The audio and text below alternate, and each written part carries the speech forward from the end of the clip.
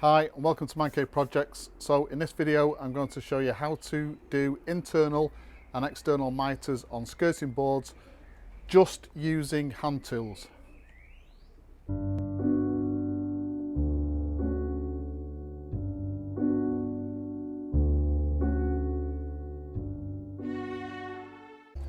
So I've been doing some joinery at the house today. I've got some architrave left over, which is the same profile as skirting board.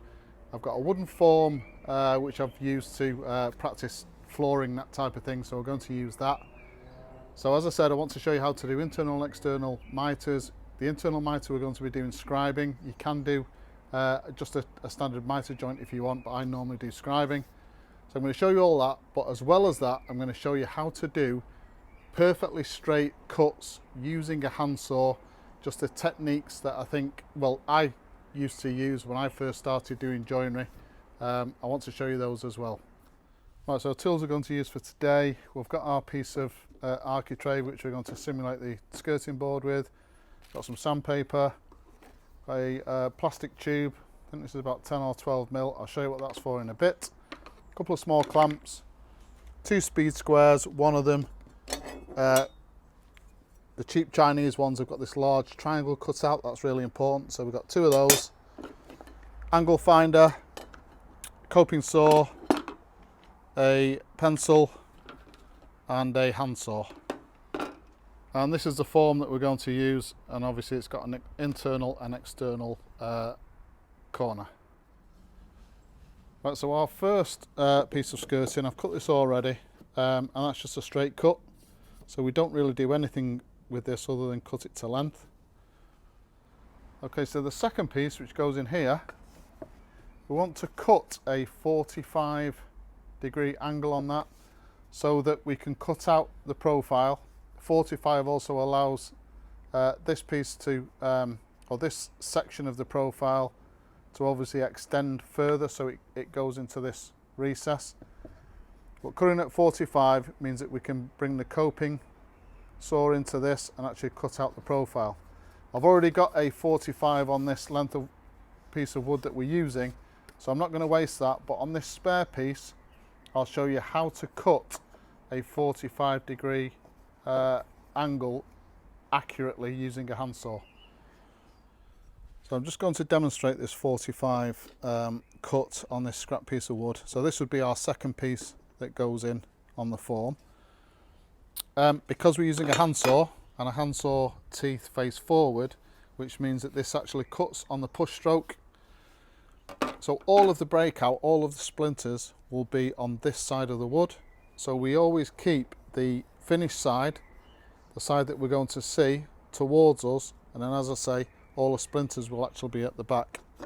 So to cut a really accurate 45, we take our speed square, the one with the big triangular hole in it, take one of these clamps, and as best we can,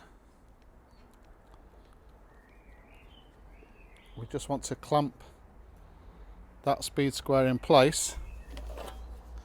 And then the idea to get a really accurate cut is we're going to run this side of the handsaw against the face of this speed square, and that means that we're going to go completely plumb, because if we start to drift off, you'll see this face come away from the speed square, and obviously we can't go the other way because this is in the way.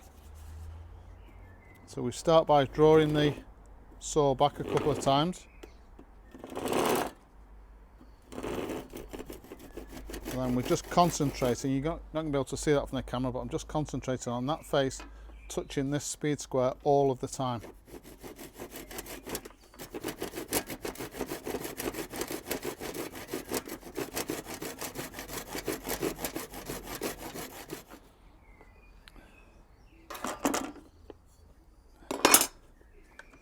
And there you go, got a nice clean cut on there.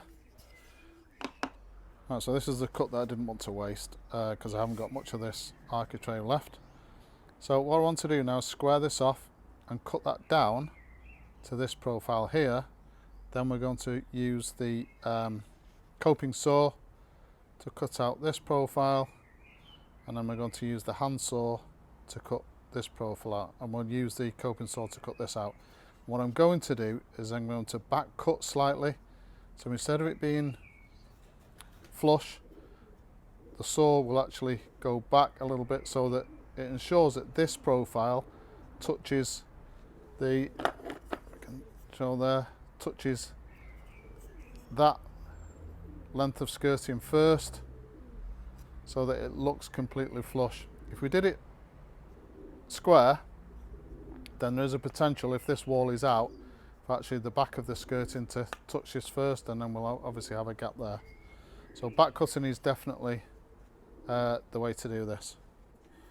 I'm just going to do this first cut with the coping saw.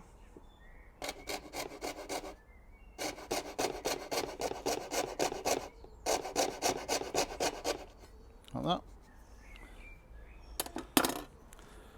So with a coping saw, the teeth are the opposite to a hand saw, so they actually face towards the handle. So this is cutting on the pull stroke. Another tip with a coping saw is, because the blade is so fine, don't ever stop the blade and try and twist it, because you'll snap it. Always keep the blade moving if you can. And just take your time with this. The reason we have the sandpaper is that, you know, we can always sand back. So I'm actually staying, let me just take this out. So I'm actually staying on the inside of this line.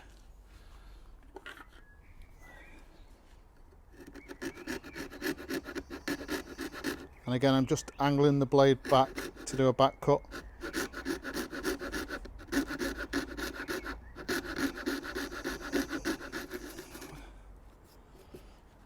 And then we'll start from the other side.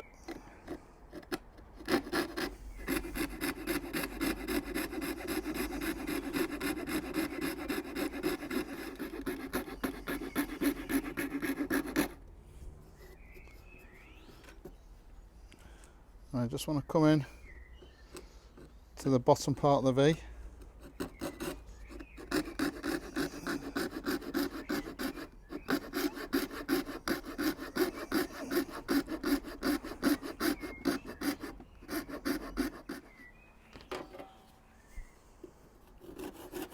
And again, really important that you stay on this side of this line.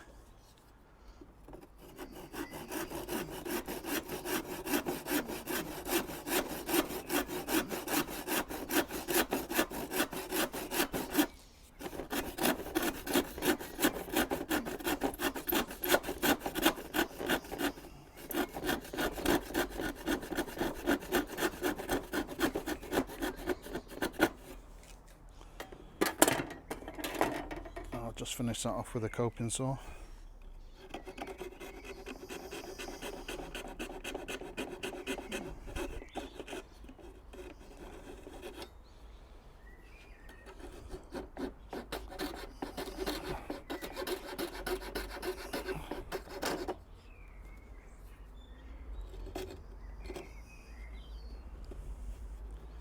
As long as we've stayed on this side of the line, if this is if we haven't taken enough out, it's so easy to take it out with the sandpaper. What we can't do is obviously add it back in if we've cut too far back.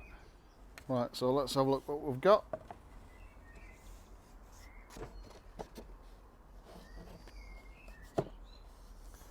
Right, that's not bad at all. Just needs a little bit out of the bottom, tiny bit out of the top to bring that in, but yeah, that's fine. So obviously that's what the sandpaper's for. And the pipe is to wrap the sandpaper around so we can get into this profile. So I reckon about just a minute's worth of sanding. Once we've done that, we then come to this end, we place a mark on there. Obviously I'm going to wait until I've sanded this before I put the proper mark on. And also, if we put a witness mark on here, doesn't matter what the mark is, and that tells me that this is the waist, and obviously this is the angle for the mitre. I have already measured these angles using this digital angle finder, which I got off Temu about 2 years ago, and it's still got the same battery in, and they work really well. I think it's about £4. It's ridiculous. I've already measured those and they are 90 degrees. If they weren't, obviously we just have to work out the angle for cutting the mitres, and I'll cover that in another video. Right, so I've sanded that and I've cut the mitre, so it's just the same technique. I don't want the video to be too long, so it's just the same technique for cutting that using the speed square. Next thing to do, obviously we want to measure and cut the mitre for this side.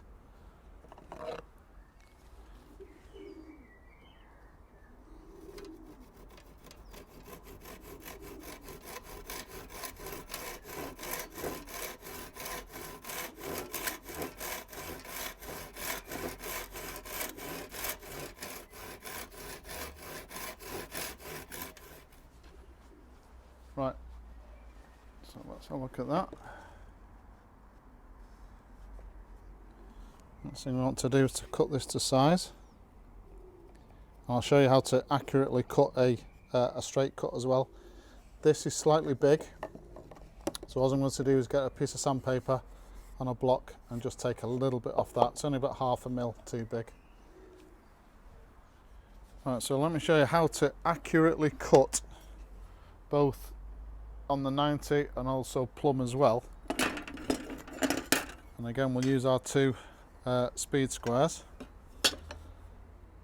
So we place one on the line there. We place the second one, sorry for my head, but vertically. And then we clamp those two together.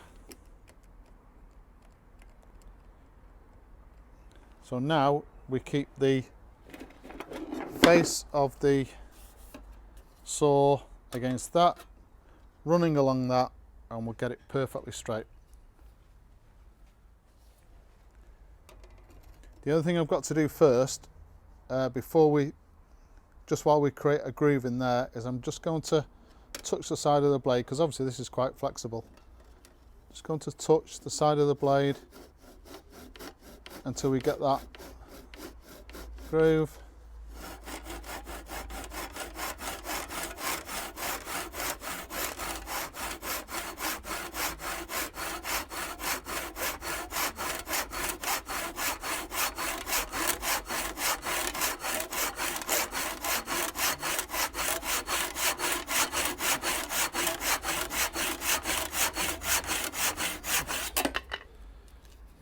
It's just a foolproof method. And let me show you. I'll keep the camera running so you can see. So it's a perfect cut that way, and it's a perfect cut that way as well. As I said, when I first started off learning joinery, with what I can only describe as a old school joiner, that's what they had me doing all the time.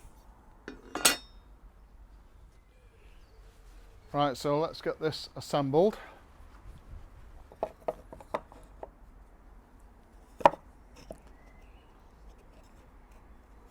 Well, still slightly too big, but I'll settle for that. I'd rather cut slightly too big and then have to take it back with sandpaper or something similar than cut it short and then have to go through the process of having to cut that, especially that joint, out again. That's it. With a handsaw, not bad at all. And obviously this isn't fastened in, so once it's fastened in it'll all tighten up. And as I said, the only criticism I've got really is that this is just ever so slightly too big. But a little bit of sandpaper on that, and if it was for a customer they wouldn't know. So there you go, internal and external corners, scribing the internal corners, and also using speed squares to create really accurate cuts. Speed squares for me are invaluable, and there's a lot more you can do with them, so I'll probably do some follow-on videos showing you all sorts of different things that you can use speed squares for. So please subscribe to the channel, and as usual, if you've enjoyed this particular video, hit the like button. Thank you very much for watching.